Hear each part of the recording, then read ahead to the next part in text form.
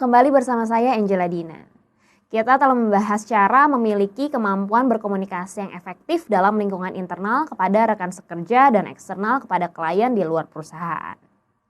Nah, dalam berkomunikasi tentu saja rekan-rekan menemukan berbagai hambatan yang membuat proses komunikasi tidak berhasil. Misalnya ketika rekan-rekan menyampaikan pesan, namun rekan kerja yang menerima pesan tersebut tidak mengikuti informasi yang rekan-rekan sampaikan. Ataupun mungkin hambatan lainnya. Nah, di video kali ini kita akan membahas hambatan apa saja yang bisa terjadi ketika rekan-rekan melakukan komunikasi.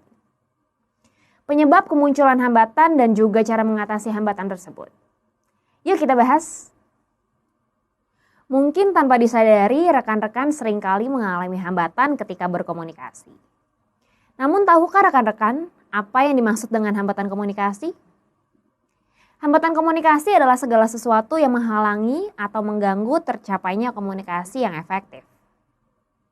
Jika rekan-rekan menemukan hambatan ini, maka tentu saja proses pengiriman pesan menjadi sulit. Jika demikian, penerima pesan juga akan merasa kesulitan dalam memahami pesan yang rekan kirimkan. Akibatnya, feedback atau umpan balik pun tidak akan sesuai dengan yang diharapkan. Hambatan ini dapat terjadi pada semua jenis komunikasi.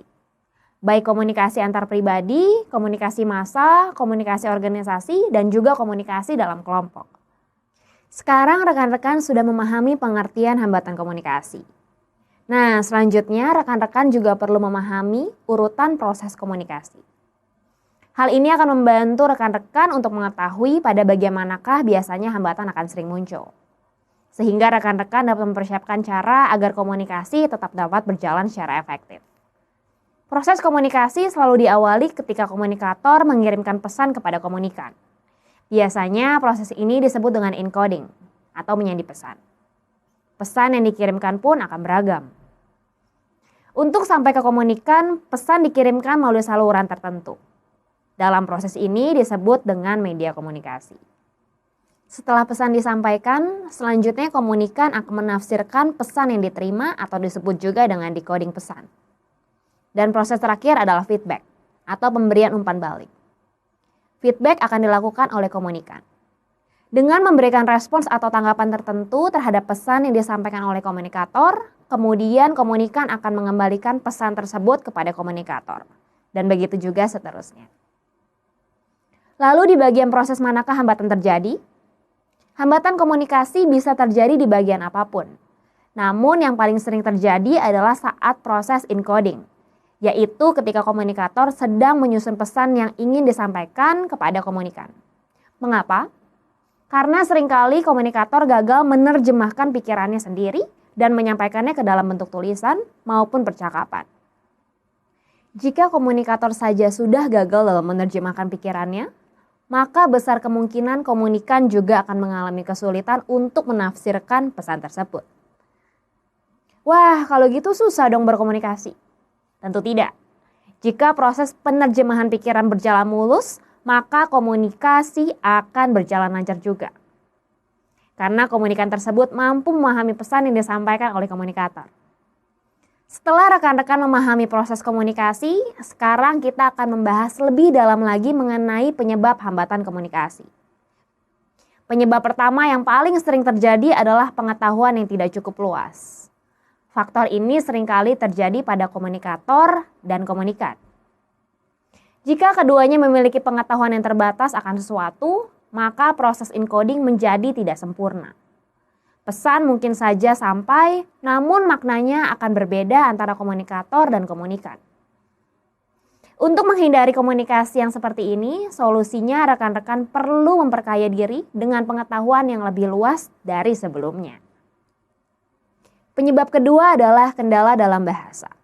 Bahasa merupakan salah satu kemampuan yang tentu dimiliki oleh manusia untuk berkomunikasi. Bahasa tidak selalu melalui tulisan, bisa saja berupa tanda, gestur, gerakan tubuh, intonasi dalam berbicara, dan juga artikulasi atau kejelasan dalam mengucapkan pesan. Seperti pengetahuan, kemampuan bahasa juga tidak kalah pentingnya. Karena sehebat apapun pengetahuan yang rekan-rekan miliki, jika tidak dibantu dengan kemampuan bahasa yang mumpuni, maka komunikasi juga akan gagal. Dan penyebab yang ketiga sekaligus yang terakhir adalah hubungan yang kaku. Seringkali komunikator dan komunikan bukanlah rekan kerja atau kerabat yang sudah saling mengenal sejak lama. Tanpa disadari, hal ini akan membuat komunikasi terbatas dan prosesnya berjalan kaku. Sebaiknya rekan-rekan mulai membangun hubungan dengan rekan kerja. Sebanyak dan sebaik yang rekan-rekan mampu lakukan. Dengan hubungan yang hangat, proses komunikasi juga akan terbantu menjadi lebih luas. Rekan-rekan sudah memahami apa itu hambatan berkomunikasi, proses berkomunikasi, dan juga 3 penyebab komunikasi berjalan tidak efektif. Sekarang rekan-rekan juga perlu memahami cara mengatasi hambatan tersebut. Dengan demikian proses komunikasi akan berjalan secara efektif. Pertama, perhatikan pengirim pesan atau komunikator. Jika rekan-rekan menjadi seorang komunikator, pastikan untuk meminimalisir ketiga penyebab, yaitu pengetahuan yang minim, kemampuan berbahasa yang buruk, dan juga hubungan yang kaku dengan komunikan. Mulailah untuk memperbanyak pengetahuan dari hal-hal yang sederhana. Ada banyak sekali cara yang dapat rekan-rekan lakukan. Bisa dengan membaca buku atau surat kabar, menonton, memperhatikan sekitar, dan bahkan berdiskusi dengan orang lain. Selain itu, rekan-rekan juga perlu melatih kemampuan linguistik atau berbahasa, agar terbiasa untuk menyampaikan pesan dan menerima pesan dari orang lain. Sebagai seorang komunikator, ada 4 tips yang dapat rekan-rekan coba, agar pesan yang disampaikan dapat dipahami oleh komunikan. Cobalah menggabungkan ide atau gagasan dalam waktu yang singkat. Kemudian tentukan kata, intonasi, dan bahasa tubuh manakah yang tepat untuk rekan-rekan gunakan. Hal ini akan semakin membantu komunikan untuk memahami pesan yang rekan-rekan sampaikan. Selain itu, jika memang diperlukan, rekan-rekan dapat melakukan repetisi atau pengulangan dalam menyampaikan pesan yang sama. Mungkin saja saat rekan-rekan menyampaikan pesan, komunikan sedang dalam kondisi tidak siap menerima pesan tersebut. Atau mungkin fokusnya sedang terbagi dengan aktivitas atau pikiran yang lain. Nah, untuk itu rekan-rekan perlu mengulang informasi yang sama agar pesan tetap dapat sampai dengan sempurna kepada komunikan yang ingin dicapai. Dan yang terakhir, latih diri rekan-rekan untuk dapat menerima feedback atau respon dari komunikan.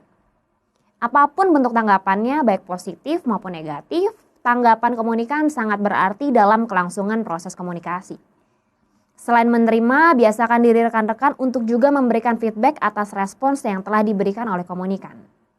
Hal ini akan memicu komunikasi yang efektif karena berlangsung secara 2 arah.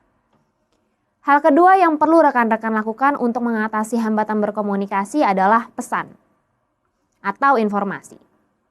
Seperti yang telah dibahas sebelumnya, pesan adalah ide atau gagasan yang telah melalui proses encoding atau penerjemahan ide oleh komunikator dan ingin disampaikan kepada komunikan. Untuk meminimalisir kemungkinan terjadinya hambatan, rekan-rekan sebagai komunikator sangat perlu untuk memperhatikan ketepatan terminologi, konteks, dan juga waktu sebelum menyampaikan pesan. Hal selanjutnya yang perlu diperhatikan adalah penerima pesan atau komunikan. Jika sebelumnya komunikator harus lebih mempersiapkan diri dalam menyampaikan pesan, nah komunikan juga memiliki peran yang sama. Dalam hal ini, komunikan juga harus aktif dalam proses penerimaan pesan. Bagaimana caranya ya? Jika rekan-rekan adalah komunikan, maka latihlah diri sendiri untuk selalu berkonsentrasi dengan pesan yang diberikan oleh komunikator. Cobalah untuk tetap fokus pada pesan dalam komunikasi verbal maupun non-verbal.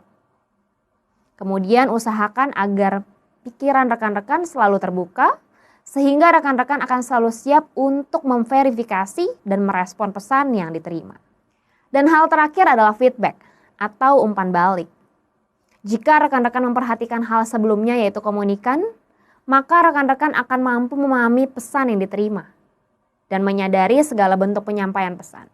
Entah itu kata-kata, gestur tubuh, intonasi, dan sebagainya. Ketika rekan-rekan telah memahami pesan dan bahasa yang disampaikan dengan sempurna, selanjutnya rekan-rekan dapat memberikan berbagai bentuk feedback. Jenisnya tentu beragam. Bisa berupa pengakuan, pengulangan, dan parafrase. Apa aja sih maksudnya? Pertama, pengakuan adalah sebuah keadaan ketika komunikan telah menerima dan juga memahami pesan yang disampaikan. Namun pengakuan tentu tidak dapat berdiri sendiri. Agar komunikasi menjadi efektif dan feedback semakin baik, maka rekan-rekan juga perlu melakukan pengulangan. Hal ini dilakukan khususnya ketika rekan-rekan menerima informasi yang rumit. Apalagi jika diterima hanya dalam sekali lewat. Pada feedback ini, komunikator perlu melakukan perannya untuk mengulangi pesan yang diberikan. Dan feedback yang terakhir adalah parafrase. Pada feedback ini, komunikan akan mengulangi kembali pesan yang telah diterimanya. Hal ini sekaligus menjadi cara untuk memverifikasi pesan tersebut. Dan juga sebagai pembuktian bahwa pesan yang diterima betul-betul didengarkan dan dipahami dengan sempurna. Nah, demikianlah pembahasan mengenai beberapa hambatan dalam berkomunikasi. Proses komunikasi, penyebab munculnya hambatan, dan juga cara untuk menyelesaikan hambatan dalam menyampaikan pesan. Di video selanjutnya kita akan membahas prinsip dalam melakukan negosiasi, cara bernegosiasi yang tepat, dan beberapa tips untuk menghindari kesalahan ketika bernegosiasi. Sampai jumpa!